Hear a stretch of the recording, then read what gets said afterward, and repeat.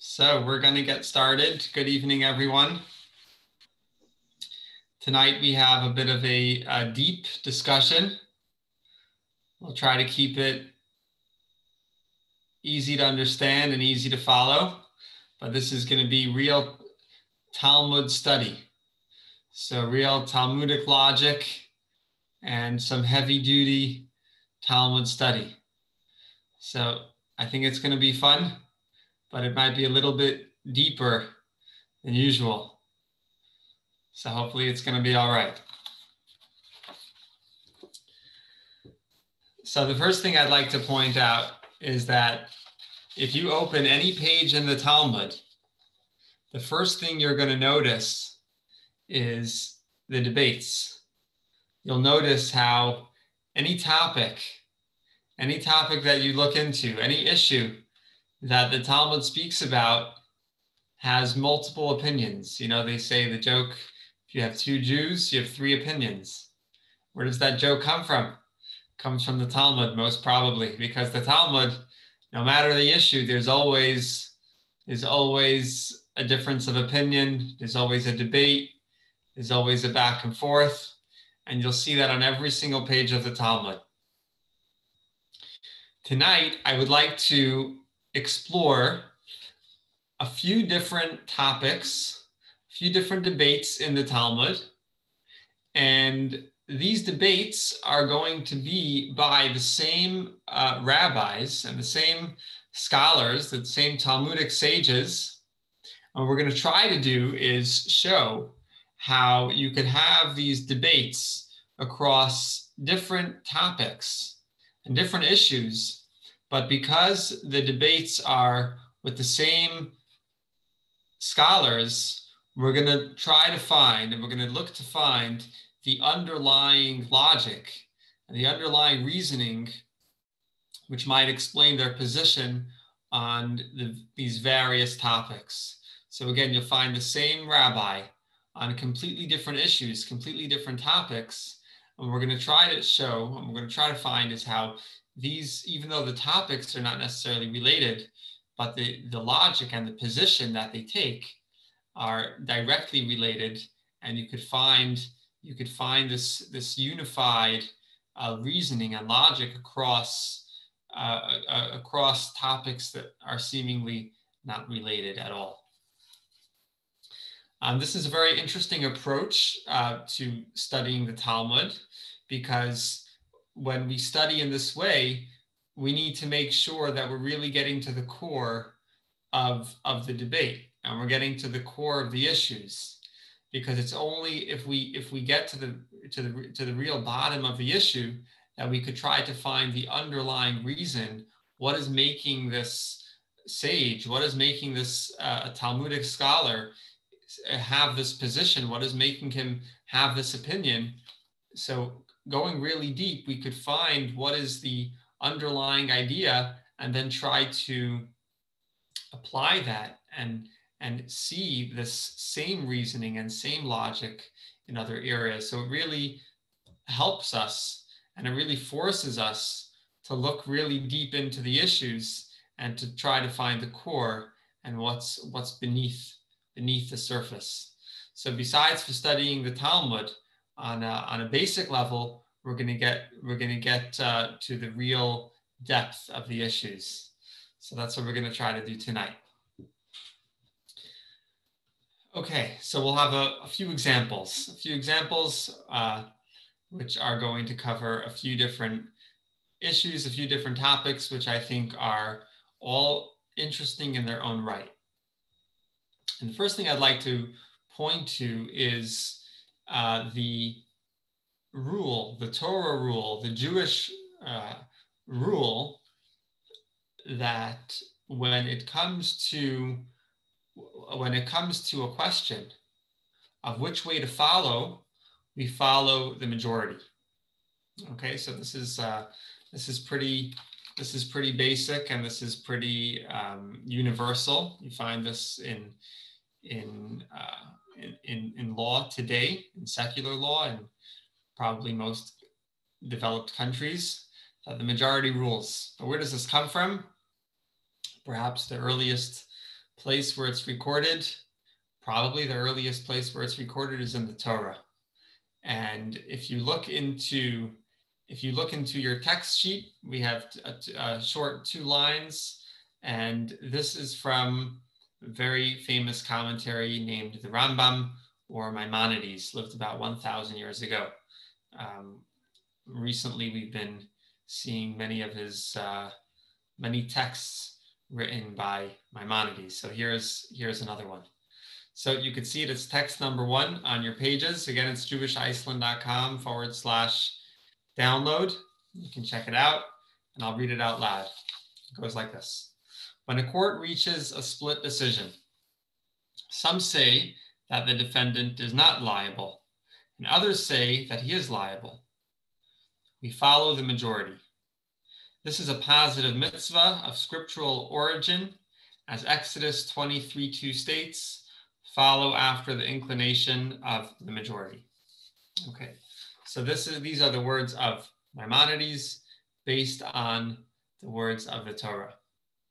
So this rule of following the majority is written in the context of a court of judges sitting in court, and there's a difference of opinion between the judges. Some say that the defendant is liable, and some say that the defendant is not liable. So what do? So says the Torah, says Jewish law, we follow the majority. Now, even though it's only mentioned, this rule is only mentioned in regards to judges in a court, but this idea and this rule is applied to many different topics across the board, where we will take this position that majority rules. I'll give you an example. If you're walking down the street, you're in the market, and you look down, and on the floor you see a package of meat. A package of meat. Now you're not sure if this is kosher meat or not. So how do you know? It's fresh from the butcher. For whatever reason, it doesn't have a seal, it doesn't have a label on it, so we don't know if it's kosher meat or not. So what's the rule? What's the status of the meat? Is it okay for kosher or is it not? The answer is a very interesting answer and a very interesting case that the Talmud gives. The Talmud says, if in this city there are 9 kosher butchers and there's 1 non-kosher butcher, if you find this piece of meat on the floor, we follow the majority. And we could safely assume that because the majority of butchers sell kosher meat, we could assume that this piece of meat comes from one of these 9 shops, one of these 9 kosher shops, and not from the one single non-kosher butcher. So here's an example of we're not talking about the courts. We're not talking about judges. This is a different case, a different idea. And the Torah says, and Jewish law says, that in this case as well, this is an example of where we follow the majority. Now, the real question is, if we could apply this rule literally to every single case, or is it only applied to certain cases? Could we say always that majority rules, or are there exceptions? This is a debate between 2 very famous Talmudic scholars. The first, his name is Rav. Rav is the Hebrew word for rabbi. And they didn't even call him by his name. They just called him rabbi because he was so famous, because he was so great. You just said rabbi, you knew who he was talking about. And even in the Talmud, where you have so many rabbis, they still call him rabbi. So this just tells you about his greatness. And the one who argues with him is Shmuel, like Samuel, Shmuel. And he's not even called rabbi. He's just called by his first name, Shmuel. And the reason for this is because this is another indication of how great he was, that he was such a giant of a scholar that they didn't even call him rabbi, because that would in a certain way limit just giving him a title would kind of limit his greatness. So they just called him by his first name.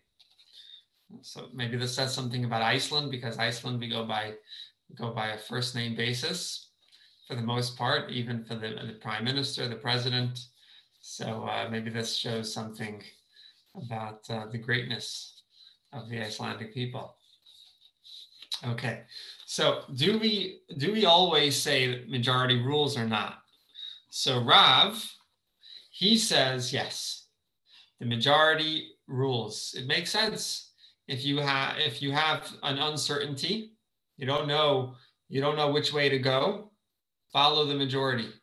This should be true, and this is true across the board in all cases, in all situations.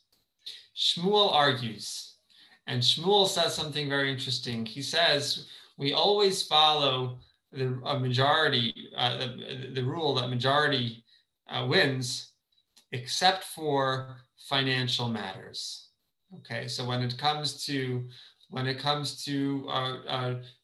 rituals, mitzvahs, when it comes to all different types of things that the Torah talks about, human nature, all the different things that the Torah discusses, we could always say majority rules, except for financial matters. Now, why would Shmuel say that this rule does not apply when it comes to money issues? Why would this be an exception to the rule? Majority seems to be something very reasonable. It seems to be very straightforward and fair.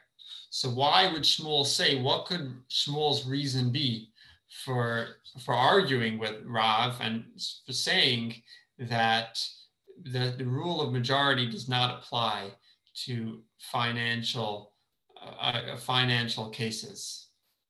Anybody want to give an opinion on this? Please go ahead if you would like. Could anyone think of a reason? Otherwise, I'll have to give a reason. I'll tell you Shmuel's reason. Shmuel's reason is majority makes sense, and majority is fair when we don't have another choice. So if you're stuck and there's an uncertainty, you don't know which way to go. So because of the lack of any better option, because if this is a complete uncertainty, it's a balanced question. It's a 50-50 question. We don't know. It could be yes, it could be no. It could be kosher, it could be not kosher. A person could be obligated to pay, could not be obligated to pay. It could go. It's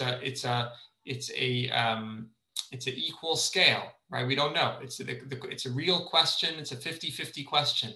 So in such a case, yes, it makes sense. It makes sense to follow the majority.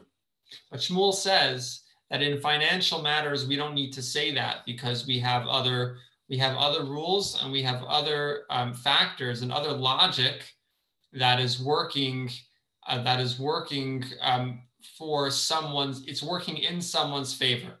There's always going to be some other logic that's working in someone's favor. So it's not going to be a 50-50. It's not going to be an even question of is it a yes or no? Are they obligated to pay? Or are they not obligated to pay? Why is this? Why is it not going to be an equal question? The answer, Shmuel says, is because there's a rule in Torah law and Jewish law called chazaka. Chazaka means that there's something established. And in this case, what's established is that when someone is in possession of something, we assume that they are the rightful owners, unless there's proof to say otherwise.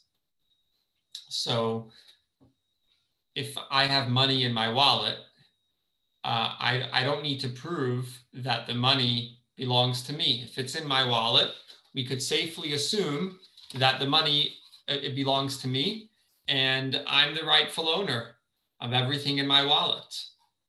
Imagine if you had to prove ownership over everything that you had: your watch, your suit, your coat, Imagine you have to prove that your coat belonged to you.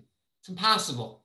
You cannot have a society that lives like that. It doesn't make sense. And so therefore, the rule is that movable objects, I'm not talking about a house, but movable objects that are in your possession, we could safely assume, and we do assume, that you are the rightful owner. Okay, so if somebody has a claim against you, and someone has a claim against your silver watch, the onus is on them. They need to bring a proof to their claim.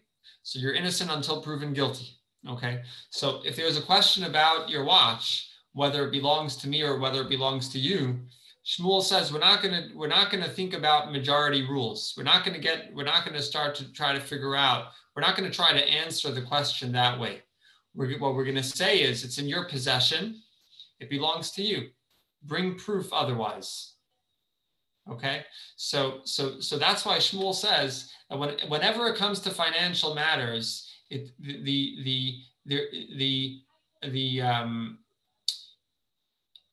will always it's never going to be, according to Shmuel, it's never going to be an even question. It's never going to be a 50-50 question, because there's always going to be something working in someone's favor. Okay, and in a very simple case, you're talking about a movable object.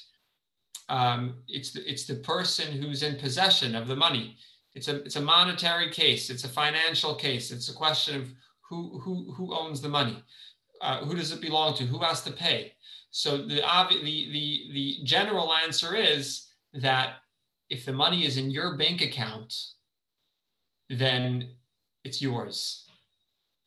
If the money is in your bank account, you don't need to prove that it belongs to you, unless there's a strong case against you that could, so that could be something else. But until there's proof against you, something that belongs to you, we don't need to follow the majority. We don't need to follow the majority. So this is why Shmuel says that that majority rules is only in other cases, but not financial cases. Okay, so this is Rav and Shmuel. Rav says we always follow the majority. It's very reasonable. Shmuel says we follow the majority except in financial cases, and it makes sense because we could only follow the majority when we don't have another choice, when we don't have other reasoning and other logic that's working in someone's favor. Whenever it comes to a monetary case, we could always find something. Usually what we could say is that whoever is in possession of the money keeps it until there's good enough proof against them. Okay, so this is the underlying logic of Rav and Shmuel.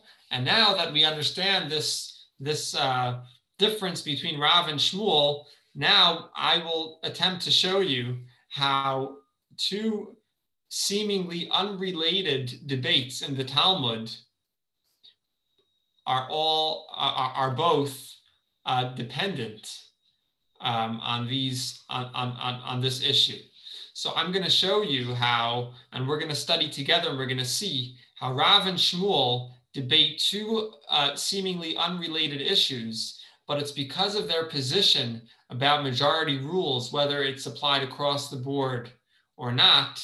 This is going to be the underlying reason for both of these cases, for their positions in both of their cases, in both of their opinions, in both of these cases, even though it's completely unrelated. So let's see how that works out, and hopefully we'll learn a couple of things along the way. The first case I would like to discuss is a very interesting case. Are you allowed to buy something from a thief? Okay, so we know that somebody has a reputation for being a thief, or we know for certain that they stole something. Perhaps we have proof against them that they stole. Are you allowed to shop at their store? Are you allowed to buy something from a thief?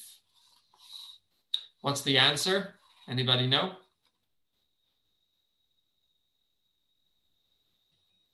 The answer is that you are not allowed to buy a stolen object from the thief. You're not allowed to buy a stolen object from the thief. Now, it's pretty simple when we frame it that way. Pretty easy to give an answer. We know that a certain item is stolen. You saw the thief steal somebody's phone from someone's pocket, and then he's all of a sudden he's selling the phone on Facebook, or he's selling it at the flea market. So you know this person is, you know that this item is stolen, you know that he stole it, and now he's trying to sell it to you. So it's a very straightforward case, and it's very easy to give the answer. The answer is that no, you are not allowed to buy it because this is a stolen item and this is a thief. You're not allowed to buy it from him. What about a little bit of a more complex case? So let's say a thief stole apples, and now the thief is selling apples. The thing is that the thief does have an apple tree in his backyard, and the apple tree is legitimate. It's legitimately his apple tree, right? So on the one hand, we know that he stole apples. On the other hand, we know that he has some apples that are rightfully his, but he's selling apples. So could we buy those apples from him or not? What's the answer to that question? So who is the argument between? The argument is between Rav and Shmuel. What did Rav say? Rav said that we follow the majority.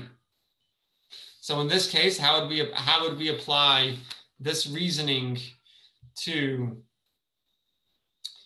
this question? So it depends how many apples he stole and how many apples he has on the tree. If he stole 10 apples and he has 100 apples on the tree, so you're allowed to buy the apples from him, says Rav, because we follow the majority. We assume that the apples that are being sold right here, right now, are part of the 100 and not part of the 10. That is Rav's opinion. Shmuel says the opposite. Shmuel says, well, it's not exactly the opposite. Shmuel says that you could always buy apples from this person. It doesn't make a difference if he has 10 apples on his tree, or if he has 5 apples on his tree, or if he has 100 apples on his tree. Why does Shmuel say that? Why does Shmuel not agree with Rav? Because, like we said before, Shmuel holds that in financial matters, in a financial case, we do not follow the rule of the majority. So even if the minority of the apples, even if his apple tree, the apples on his tree are the minority, we could still assume that the apples being sold come from this tree, right? So one thing's for sure, everybody agrees. Rav and Shmuel both agree that you're not allowed to buy a stolen object from the thief. The question is, are these apples that are being sold right now, are these apples the stolen object or not? So Rav says we follow the majority. If the majority are legitimate apples, then you could assume that it comes from the majority. Shmuel says we could safely assume that the apples come from the minority, or it's possible that it comes from the minority. We could assume in this case that the apples here being sold are the legitimate ones. Why don't we follow the majority? Because this is a financial case. Now, again, how does it work out here? What is the thinking? Why would Shmuel assume that the apples here belong to the minority? And the answer is, like we were saying before, in other words, when something is in your possession, we assume that it's rightfully yours. And it's not about the majority or the minority. If you have something in your possession, we don't assume that it's stolen. Okay? So if you stole 10 apples and you only have 10 apples, then it's not a question. We know that, that it's quite clear that this is a stolen object. So then, you can't do business with the thief. But if he has 10 apples of his own in his backyard, then, and he's selling 10 apples, in the market, we don't need to assume that these apples are the stolen apples, because when something is in someone's possession, we assume that they are the rightful owners. This is Shmuel. Shmuel says that we don't need to follow the majority. If something is in someone's possession, we assume that they are the rightful owner, unless there's clear proof against them that this specific object does not belong to them and this specific object was stolen.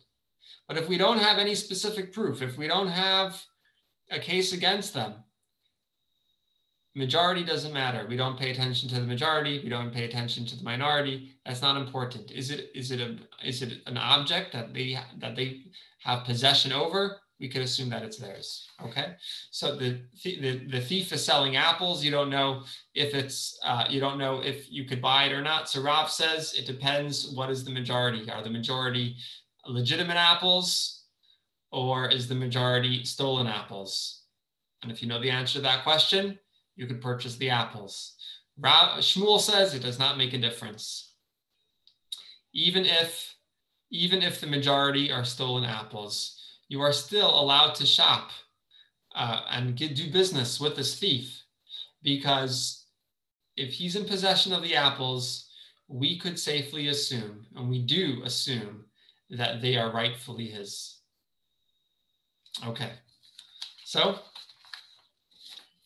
that is the case of the buying from a thief, and we see how the reasoning goes right in line with their positions, with Rav and Shmuel's famous position that whether or not we could apply the majority rule in all cases or not. Okay, next case also about buying and selling. Buying and selling. Let's say you go to the store and you buy an item, you get home and you discover that it's defected. It's a defect. And you weren't notified that this product had this defect. So the Torah law is, the Jewish law is, that you could return it and demand a refund. You didn't know that it had a defect. You weren't warned that it had a defect. You thought that you were buying something perfect, something complete. And in fact, it wasn't. You have the right to a full refund. So that's a simple case. Let's take a case that's a little bit trickier, okay? So this is the Talmud, and it's talking in the olden days. And instead of talking about cars and tractors, it talks about an ox, okay? Somebody comes and buys an ox. And when he gets home, or sometime later, the buyer discovers that the ox has a tendency and a history of goring other animals and goring people. Okay. Now there are special rules about such an ox. If an ox has a history of goring, hurting people, damaging property, or killing people, killing animals, such an ox is not allowed to be left to do work. such an ox could only be used for consumption, could only be used for its meat or for its skin or whatever it might be. You're not allowed to keep this ox alive because it's a safety hazard to the general public. So the buyer discovers that this ox has a history of goring, and he didn't know about it. He didn't know about it before, at the time of the purchase. So the question is he entitled to a refund or not? Is he entitled to a refund or not? So let us look into the Talmud. What does the Talmud say?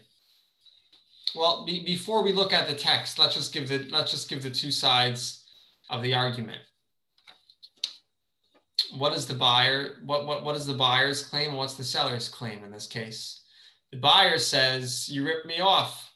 I need an ox to do work on my farm, and you sold me a defected product. You sold me a defected animal. I can't use this animal to work in my farm because it's a safety hazard."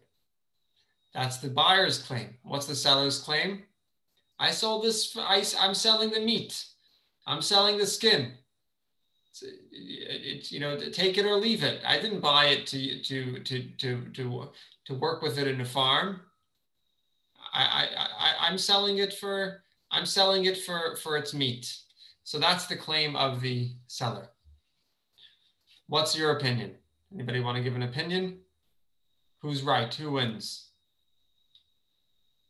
Buyer or the seller? Well, if the seller, it's the responsibility of the seller to tell him what he's buying. Okay. As long as he did that, then it belongs to the man that bought it. If he didn't do that, but then it's a question of proving it, perhaps. Proving what? Proving that he told him that this is an animal that gores. So that right. So in this case, he didn't tell him. Well, I don't think. I think it should be that the man wants to return it, he should return it. Right. Not everybody. I mean, people. We'd like to be able to live in a society where people can trust each other. Okay. And, you might be in a rush. Let's look at text number 3. Text number 3, of course, we have an argument. If a man sells an ox to another, and it is found to be a gorer, Rav maintained that the sale would be voidable. Sale could be canceled. Whereas Shmuel said that the vendor could plead, "I sold it to be slaughtered." Okay? So whatever you would say, Paul, you'd be right. Because either it would be like Rav, you would either be right like Rav or like Shmuel. So this is the argument. Rav says that the buyer is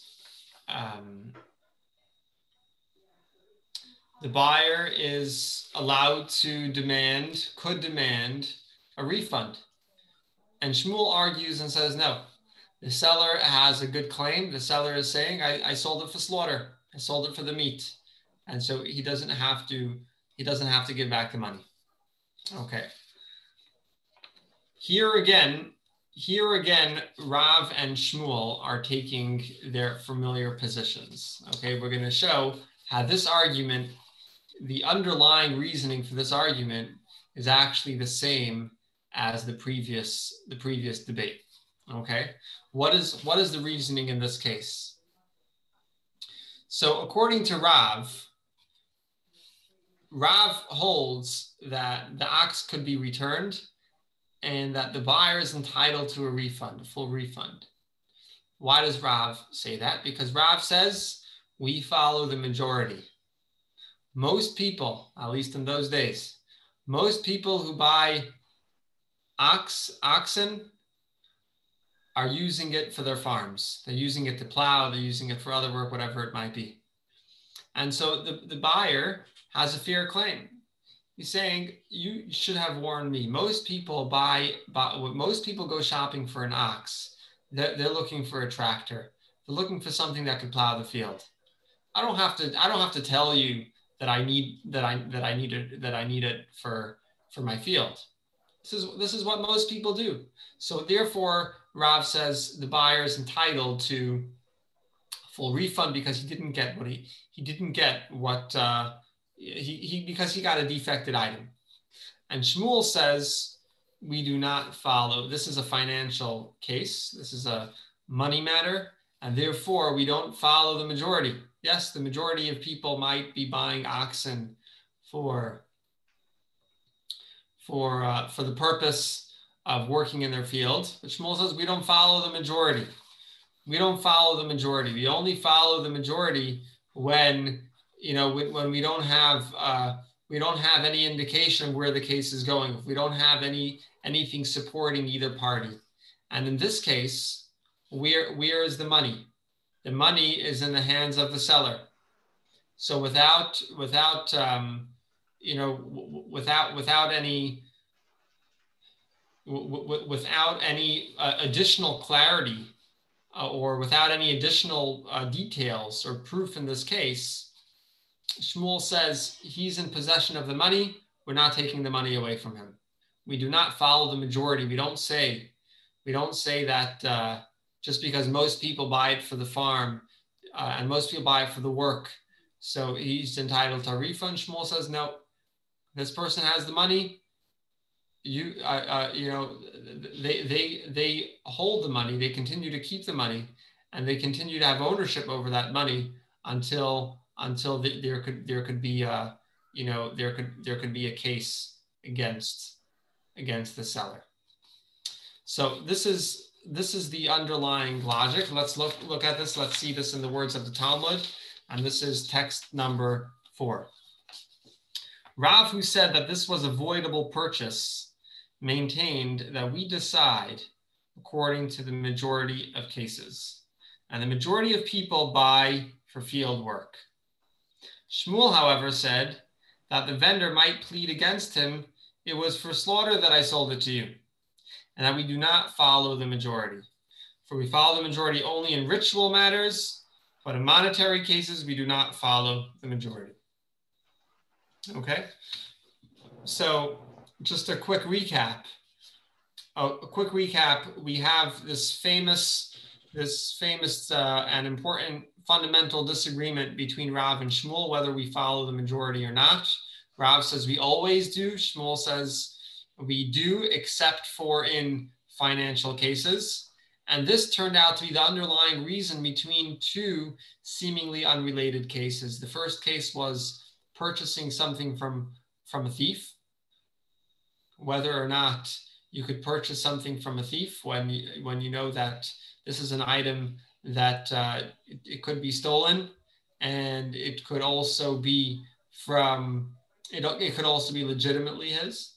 That was one debate between Rav and Shmuel. The second debate between Rav and Shmuel is whether or not the buyer could return this ox, and whether or not the buyer is entitled to a full refund based on the fact that he bought it for work in the field. So in both of these cases, each one, Rav and Shmuel, follow their familiar positions. Rav is going to follow the majority. In the first case, he says, let's see where the majority of the apples are. The majority of apples, the legitimate ones or the stolen ones? And Shmuel says, no, we don't pay attention to that. It's a financial matter. In the second case of the ox, Rav says he's entitled to a refund, give the money back, because most people, again, the majority, most people buy an ox for work in a farm. Shmuel says, nope, this is a financial case. We do not pay attention to the majority. It doesn't matter what most people buy an ox for. Instead, we agree with the claim of the seller that he sold it for the meat, and he's allowed to sell it for the meat, and the buyer is not entitled to he's not entitled to a refund. Okay, so this is Rav and Shmuel. We brought their positions, and then we found two debates where the debate is based on, and the reasoning, their opinions, their positions are based on their familiar positions. Now, forgive me, the Rabbi, next thing I want, I have to yes? go. I have to go. I'm Okay. sorry.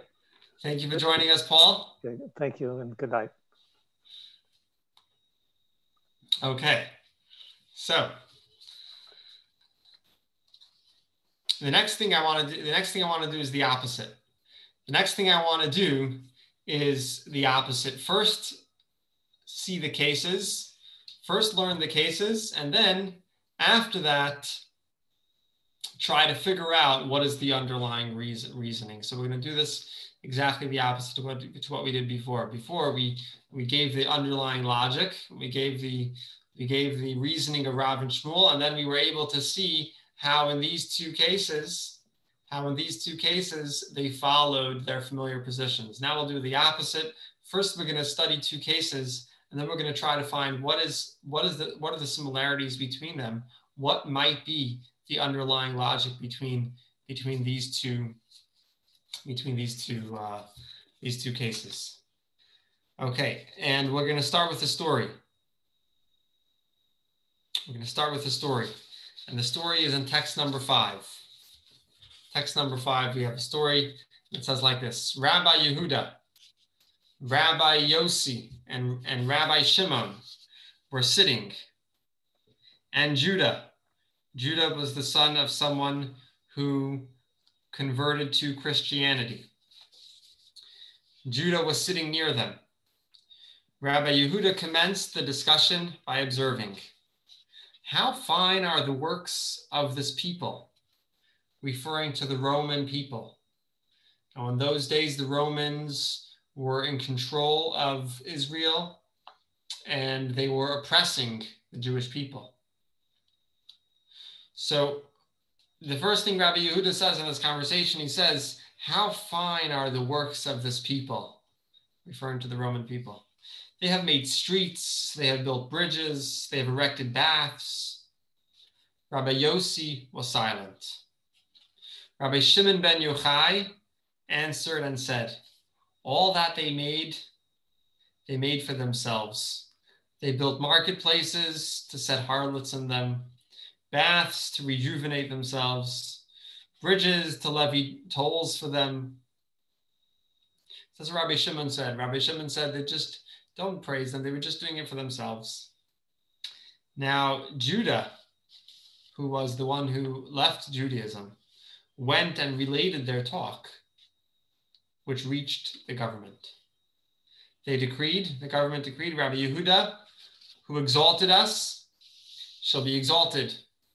Rabbi Yossi, who was silent, shall be exiled to Sepphoris. That was a place, exile. And Rabbi Shimon, who criticized, let him be executed. So this is the story. It's a story in the Talmud.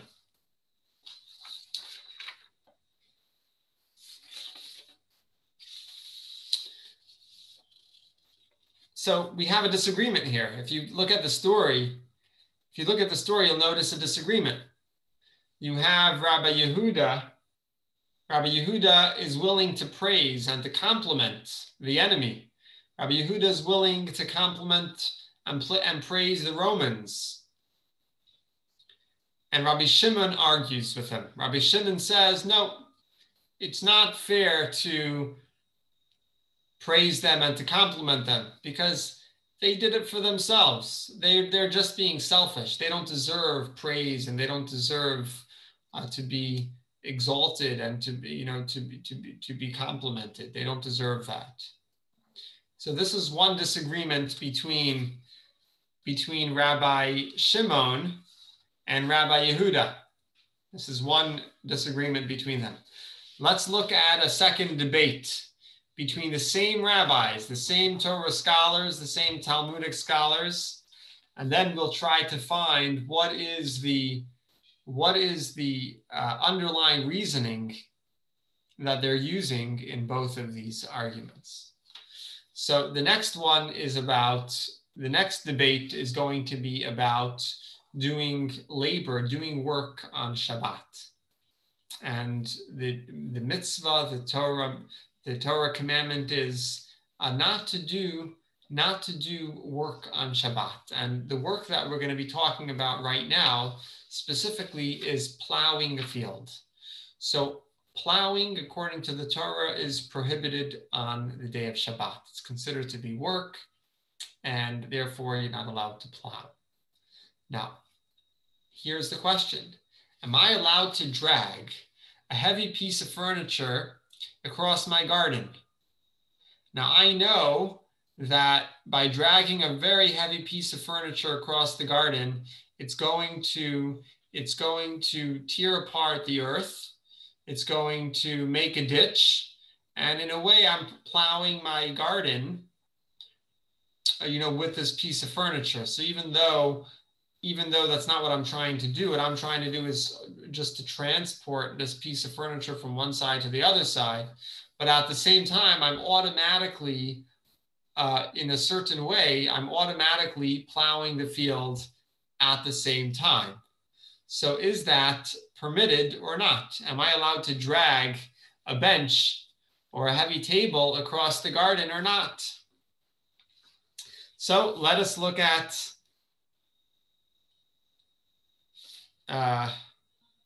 which text is that? Okay, so this is where we have an argument. This is where we have an argument. The answer to this question is that it is a dispute. We have Rabbi Yehuda and Rabbi Shimon. Rabbi Yehuda says you are not allowed to drag furniture across the garden. And Rabbi Shimon says you are allowed to drag furniture across the garden, even though it's going to surely make a ditch, and it's in a way doing the plowing automatically. Rabbi Yehuda is not concerned. Rabbi Yehuda says, Rabbi Yehuda says you're allowed to, if you want to bring a table. I'm sorry, Rabbi Yehuda is concerned. Rabbi Yehuda says, no, if you are dragging a table across the garden, you will be plowing at the same time, so therefore you're not allowed to do it. Okay, so we have two debates here. We have one debate whether or not Rome and the Romans, who were the enemy of the Jewish people, are worthy of praise and compliments. That was the first debate between Rabbi Yehuda and Rabbi Shimon. Are they deserving of compliments because they built beautiful structures and built beautiful bridges and buildings, or not? Maybe they don't deserve it because, like Rabbi Shimon said, they did it for themselves. That's the first debate. The second debate is if you're allowed to drag a table across the garden and automatically plow at the same time. So two debates, completely different issues, seemingly unrelated. Could we find a common thread? Could we find a common logic and a common reasoning between them, which would explain to us why Rabbi Shimon and why Rabbi Yehuda say, hold their positions? Perhaps we could find that it is the same reasoning that crosses over from one case to another, from one debate to another. And the answer is that if we look deep enough, we could find this common reasoning that explains the positions of Rabbi Yehuda and Rabbi Shimon in both of these seemingly unrelated cases. What is that reasoning? What might that reasoning be? And the answer is that at the heart of both arguments is an underlying question. And the question is, what is more important? Action or intent? What should we pay attention to? Should we pay attention to the action, or should we pay attention to the intent? This is the argument between them. Rabbi Yehuda says the action is the most important thing. Action is the most important thing, and therefore Rabbi Yehuda praised the enemy and he complimented the Romans. Because yes, you could say that their intention was to do it for themselves and they're just being selfish. Rabbi Yehuda says the intention doesn't matter. Is it a beautiful building? Is it a beautiful bridge? Is it a well-built city? If yes, then they deserve praise. They deserve to be complimented.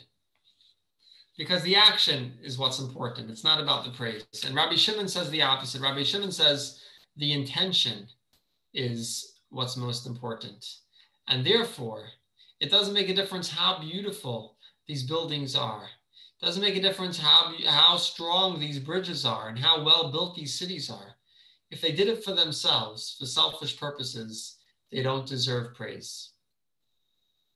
And the same logic will explain Rabbi Yehuda and Rabbi Shimon's positions in the other case of doing labor on Shabbat as well. Are you allowed to drag a heavy table across the garden? Rabbi Yehuda says no, because it doesn't matter that your intention is just to move a table. It's not about your intention. What's most important is your action. What did you do? Did you make a ditch in the ground by pulling this table? Yes, you did. That is considered labor on Shabbat. That is considered plowing. So the action is the most important. Rabbi Shimon says no. It's the intent. It's the intent that we pay attention to. It's the intent that's important. What was the intent in this case of carrying the heavy furniture, of pulling the heavy furniture? It was just to move the furniture. It was just to bring it from one place to another. And because that was your intent, that is not considered to be labor on Shabbat. Labor on Shabbat is when you intend to plow a field, not when you intend to move a table from one side of the garden to the other side of the garden. So here you have it, two seemingly unrelated issues, completely unrelated issues that have nothing to do with each other. One is a story about Romans, if it's fair to compliment them and to praise them, and another issue about work and labor on Shabbat. So who would connect these two issues? But in fact, we have the same sages arguing about these two unrelated issues. And so we could find this underlying reasoning and this underlying logic that goes across from one debate to another, even though they're seemingly so far apart and have nothing to do with each other. In fact, this brings us to one single idea, one single question of whether action is most important or is the intent most important. And I'd like to finish off with one short thought from the Kabbalah, just to bring a mystical side to all of this. And that is that the Kabbalah says that action is compared to the body and intent is compared to the soul. And everything that you do has these two components, the body and the soul, the action and the intent. The action is the body and the intent is the soul. And when it comes to doing a mitzvah, when it comes to doing something good, something for another person or something for God, you have the action and you have the intent. Which is more important? Is it the action that's more important, or is it the intent? You're giving charity to a poor person. You're giving them something to eat. What's more important? The fact that you gave it to them and now they're not hungry anymore? Or is it more important that you felt good about it and you're giving it with love? What's more important, the action or the intention? And we could ask this question about any mitzvah, anything that you do for God. Is it enough to be a Jew at heart? Is it enough to say, I love God? I am connected to God in my heart. My intention is so strong. My feeling is so strong. Is that enough? And the answer is that both are needed. Both the action and the intention are needed because action is compared to the body and intention is compared to the soul. And you need both the body and the soul. A body without a soul is not alive. It's just a dead body. And a soul without a body is just a soul. It cannot achieve anything. It cannot accomplish anything in this world. It must have a body in order to achieve. And so these two components, says the Kabbalah, in the world of a mitzvah and in the world that we live in, doing something for ourselves, for other people, for God, we need both the action and the intention. We need both the mitzvah, the physical mitzvah, and the feeling, the excitement, and the love that we put into it, whether it's to another person or it's to God. So there you have it. We have another case, another example of two seemingly unrelated debates where we have the same Torah scholars debating the issue, and we are able to find a common thread and a common logic which carries over from one debate to another, even though they're completely different issues and completely different topics. And it boils down to the question of what's more important. Is it the action or is it the intention? Rabbi Yehuda focuses on the action. He says the action is more important. And Rabbi Shimon says, no, it's the intention that's most important. What we learn from the Kabbalah is that we need them both. When it comes to doing a mitzvah, when it comes to serving God, when it comes to helping another person, we need both the action and the intent.